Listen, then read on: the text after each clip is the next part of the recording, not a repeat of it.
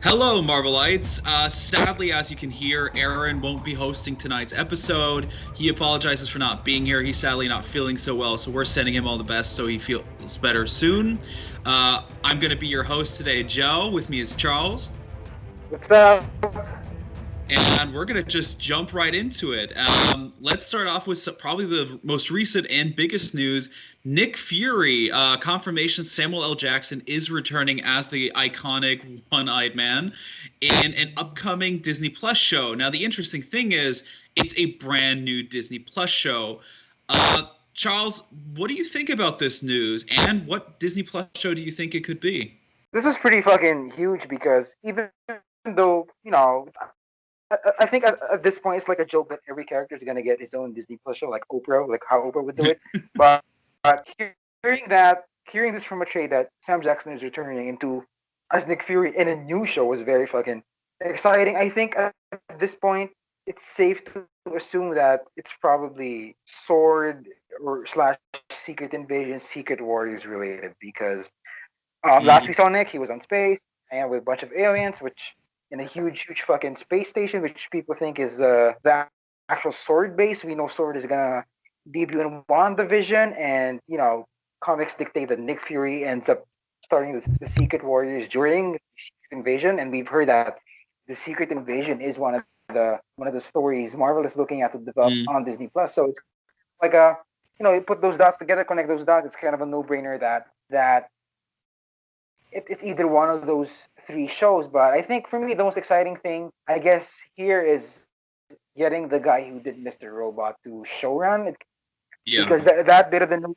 sort of, overshadowed by the fact that Nick Fury is returning. But as a Mr. Robot fan, that sounded very exciting and enticing because I love Mr. Robot. I didn't like the whole Fight Club, love letter aspect of it, but as a show, it was pretty fucking good. And just imagining what the showrunner could do in the MCU and how he could do maybe how could he continue Nick Fury's story is very exciting to me, and I cannot wait.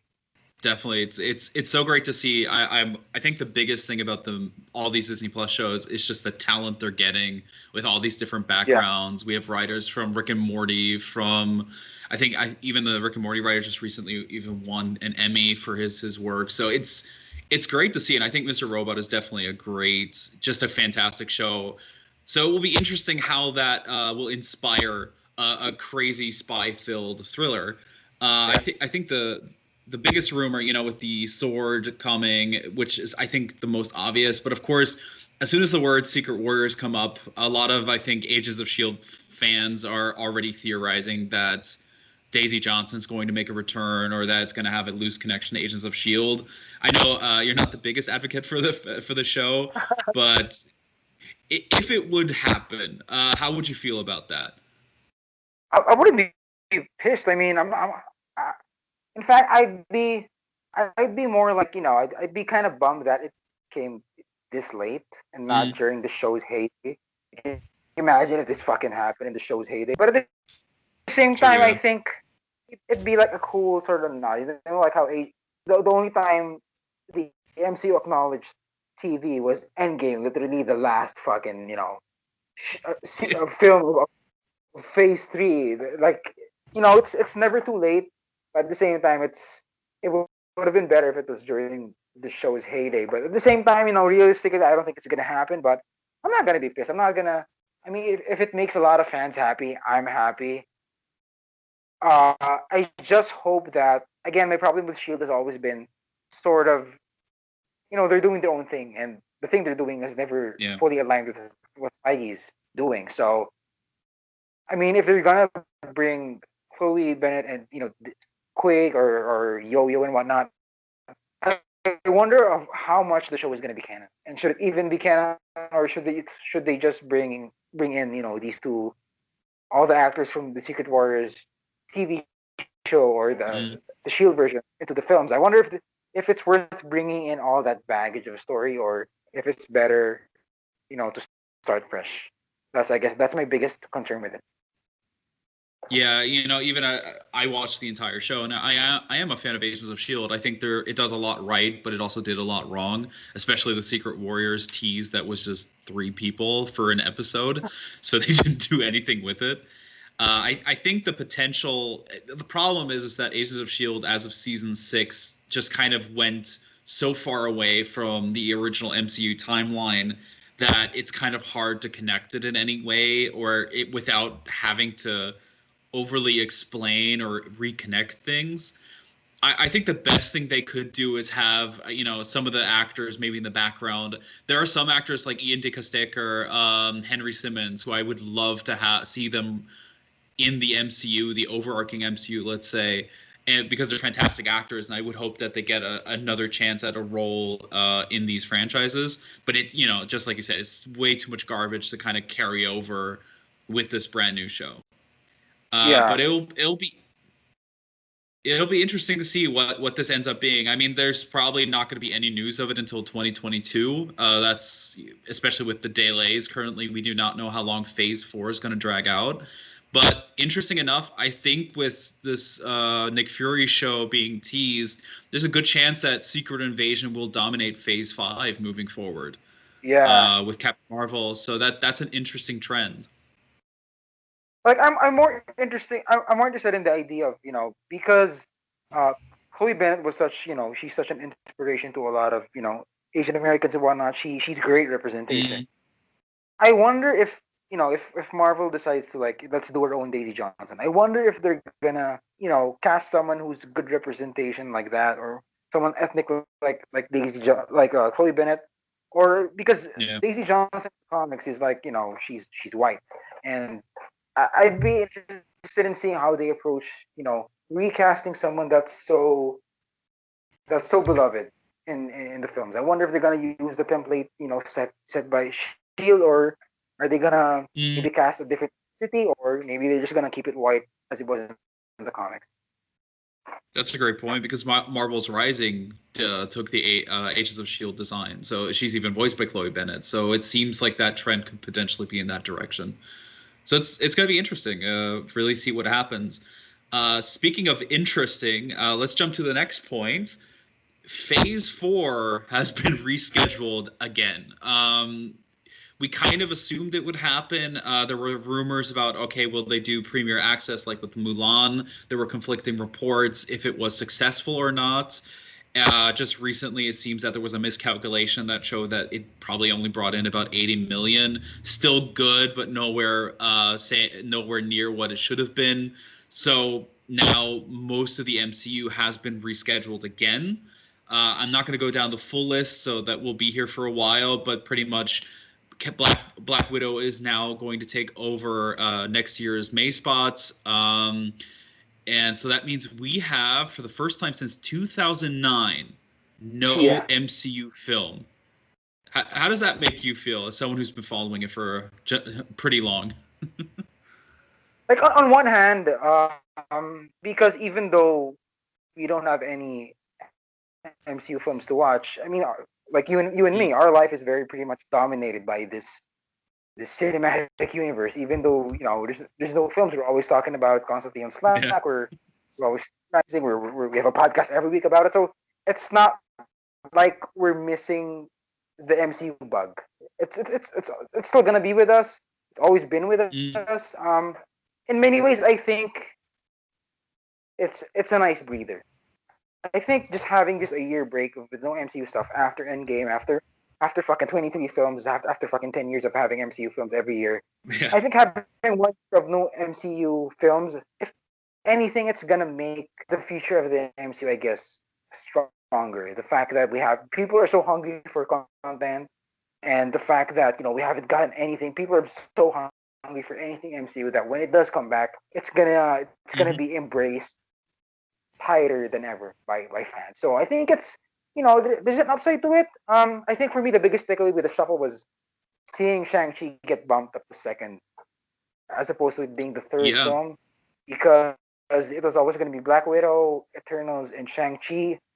I am curious why Eternals is now um the third one in line, because I think Eternals has wrapped since I think before the pandemic. So they've had this shit Yeah, for a while. finished for some time now. I mean, I don't know why they're still insisting on saying it's so late, but I wonder if there's been like a shift in as far as Kevin Feige's ideal, I guess, sequence of films for Phase 4 goes. Mm. I wonder because now that Black Widow is delayed, maybe there's something. Maybe it somehow connects to Shang-Chi. I don't know. It's just super interesting that this got bumped second when they haven't even fucking wrapped filming. And the release date, I guess, in many ways bumped down, but also in the same way, it also got bumped up because it's now second in line. So I'm very curious on Mm. why Shang-Chi is second and why Eternals is third. I absolutely agree, and I think the interesting thing we're seeing right now is that originally the big issue of all these connected series and films is that we assumed everything's just going to constantly be shoved back, so it's always just going to move the exact same way, and this kind of broke that rule. So with Shang-Chi in that new position with July, it opens up the question is like how loosely connected is Eternals? What exactly does Eternals set up in a way? It also opens up the question: will Falcon the Winter Soldier even open early 2021, or will they still wait until Black Widow releases? WandaVision was originally to be the second show to be released in December. It somehow still is keeping that release date, and we'll get to that later. But it's an interesting shift to see that maybe the MCU is trying to also create its connections, but not be as steady in its path as it was before to truly open up ideas and creativity here. So it's an interesting trend that we're seeing. Only in general. So with everything pretty much this year coming out, do you think we'll also see more shifts because a lot of Disney Plus shows are entering productions now? With the mention of Falcon the Winter Soldier, do you think a lot of Disney Plus shows are going to be postponed as well to get more production time? Well, again, we always talk about it every week. We don't know Mm. how the pandemic's gonna turn. It's from now. It could be way better. It could be way worse.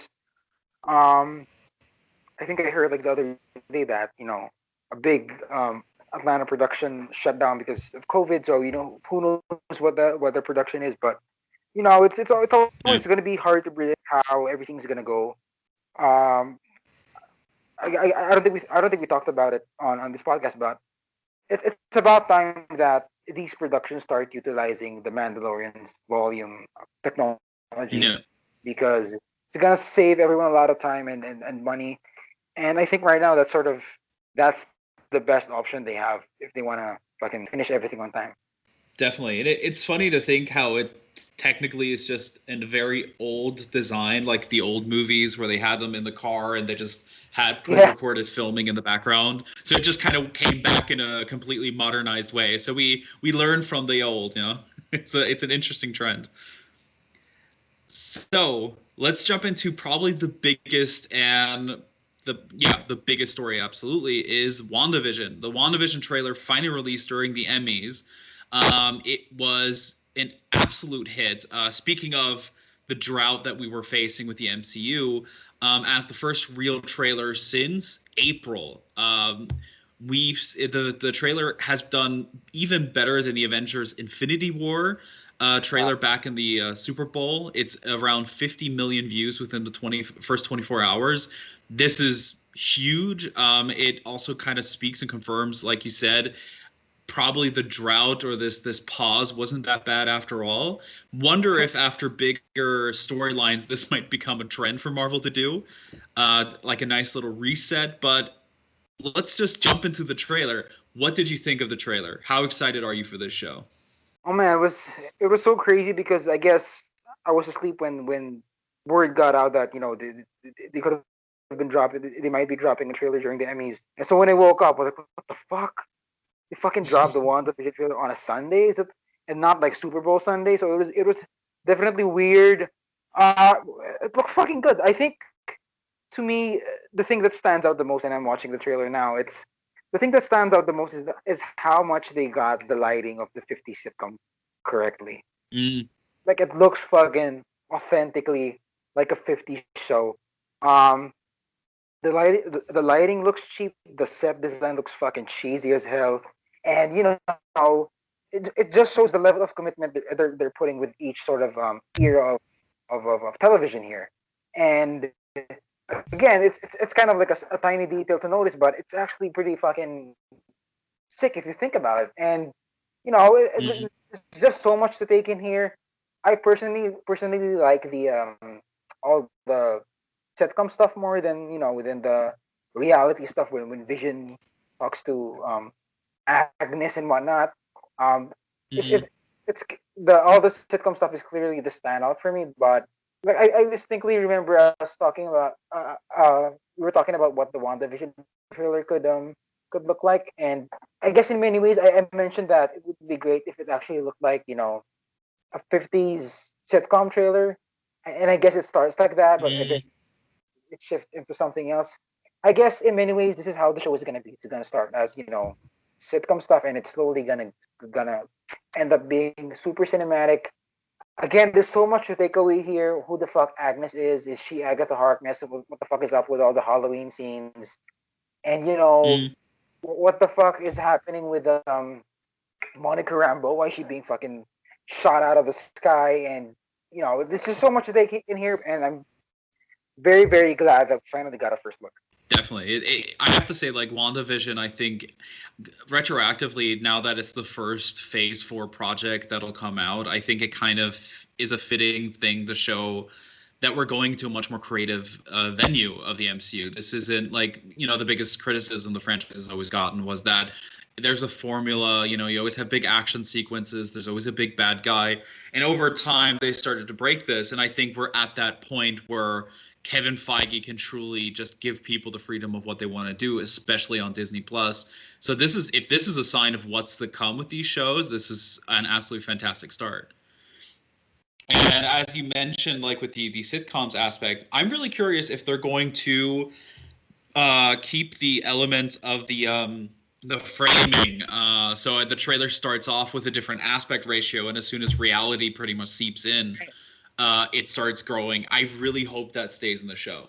I think that would be an absolutely important aspect to keep in, even if it might be a little off-putting for some people to have the black bars. I just think it would be fantastic to see. I think they should even fucking push it further and make it like 360p, just to make it like Mm-hmm. Oh, that super would be fucking great. look. Yeah. Yeah, just so you make it as authentic as possible. I think they should fucking make it look more authentic. That's interesting. It would be if it start like this is also the big question. Will it start off like will we have some reality aspects or will we start off right into the TV Yeah, show? And that like if it starts off like the aspect ratio, we have actual old film grain in it. It would be pretty cool if it just slowly goes away as reality contorts, let's say. And there's so many different eras in here that even up to the 2000s, and I'm curious how they're going to like is it going to be an era per episode? We have I think 6 episodes it is. So will each one be a different era? Will it kind of intermingle with each other? So that'll be really interesting to see. Do you think we're going to go through every one per episode or I mean, I hope so because again, it looks really that to me is the most interesting part on how they're gonna tackle each era. There are some shots here that look like like it was a sitcom from the late 80s, and it looks again super on point. But if I had to like really think about it, I wouldn't be surprised if it was like first half is the sitcom stuff and the latter half is the reality stuff. going by Monica Rambeau being shot out with her clothing being more towards the 70s, it might be that once she enters the picture, that the reality starts seeping in more and more, and that kind of leads to Yeah, the 90s, 2000s, where Vision is questioning what's happening. I mean, I hope they focus more on it throughout the show. I think it would be a waste to not just do like 3 episodes of it and then just go back to the usual whatever it may be. But by what they're promising, by what they're talking about and focusing on, I mean, it seems likely. That would be cool because you mentioned the trailer, like a trailer in the sitcom era. If each episode ends with a trailer for the next episode with that style of era, so like the '70s show, maybe some modern yeah. comedy. And the scene where Monica Rambeau gets shot out of the sky, someone mentioned that There's a moment in that scene where she like passes through a barrier, and Hmm. I saw a lot of fans point out that it looked like, the effect you'd see on a CRT old ass TV. Yeah. So I wonder if, the barrier is an actual, like, if Wanda indeed like creates this reality of television around her, in that when you go through it, it's gonna look like you're passing through a TV. I wonder if it's gonna be like that. Mm. That's a good point because like if we look at Wanda as a character, over time she lost her original accent. Yeah. And the question is, what is her connection to old style comedies, these kind of sitcoms that makes her create this reality? Because that was my biggest question. Was that like the shows she watched to adjust to living in America? Oh Is yeah, could be, yeah. So that way she created this connection with the family and what she wanted, especially after losing Pietro. So that might be why she's so focused on this vision and these like the different styles. It's just how she learned to adjust to American life. And maybe this is her own way of living with that. There was a theory over on Murphy's Multiverse about the hearts being, what they could represent. The couple that were like, where the husband is like, Yeah. why?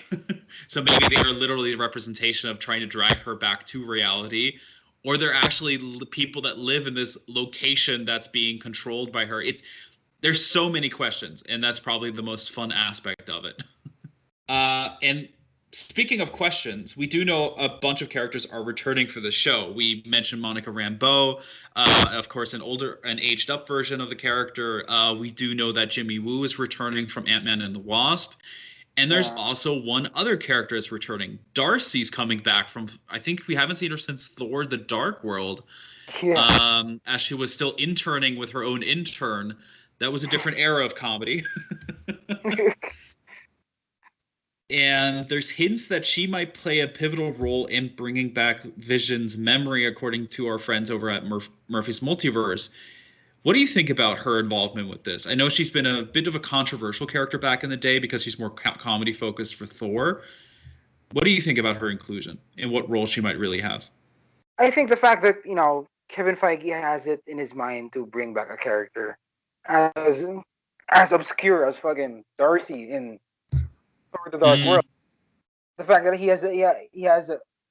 he's thinking about bringing a character like that shows his, I guess, his vision for how he wants these properties to intersect. And again, she's not like a mega, significant character, but the fact that they're bringing her in to as a character that's gonna help Vision, bring piece himself back together is pretty fucking interesting, because he Darcy goes from literally just being Jane Foster's intern, and now she's gonna bring back an android made of vibranium that was created by. mm.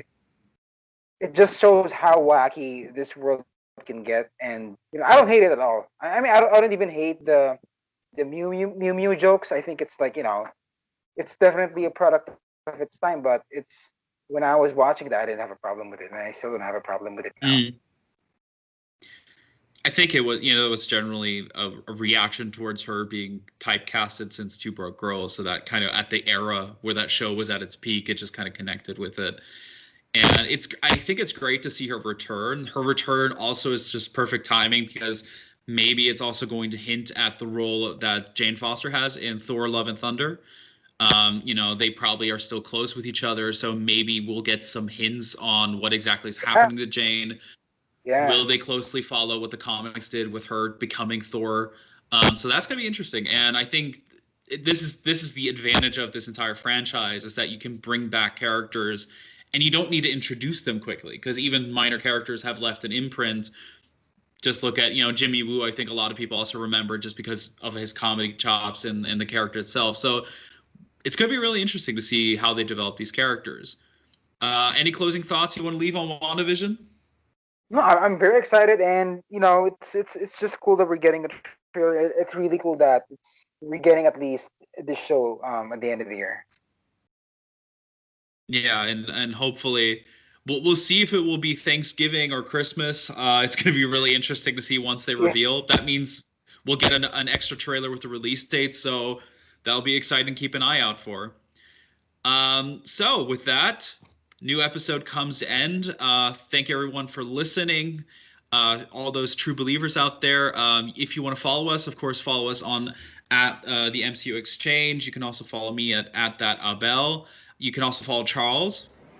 Follow me on Twitter at CFS William Weapon.